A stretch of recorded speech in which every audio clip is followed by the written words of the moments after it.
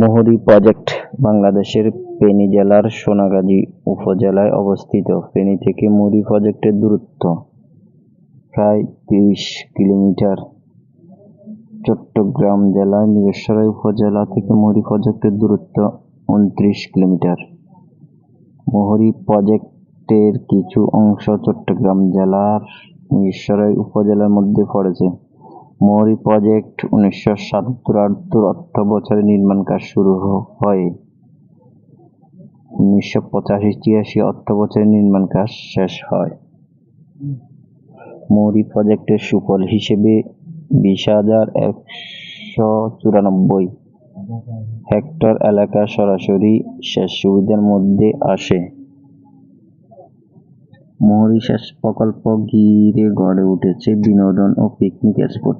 এখানে রয়েছে পর্যটকদের জন্য খাবারের দোকান, রয়েছে নৌকা ভ্রমণের সুবিধা, রয়েছে নিরাপত্তা ব্যবস্থা, উন্নত যোগাযোগ ব্যবস্থা। এখানে রয়েছে ৪০টি রেগুলেটর বিশিষ্ট একটি সেতু, রয়েছে বায়ুবিদ্যুৎ প্রকল্প, আরও রয়েছে বনভূমি ও নতুন একটি সেতু, রয়েছে নামাজ পড়ার জন্য একটি মসজিদ। মুহুরী প্রকল্পটি রক্ষণাবেক্ষণের জন্য রয়েছে সার্বক্ষণিক নিরাপত্তা ব্যবস্থা।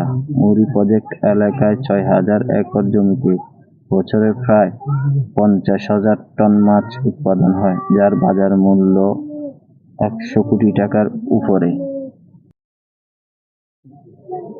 বর্তমানে মৎস্য চাষে বিপ্লব ঘটিয়ে দেশের সবচেয়ে বড় মৎস্যজোন হিসেবে পরিচিতি রয়েছে এই মুহুরী প্রকল্প এলাকা।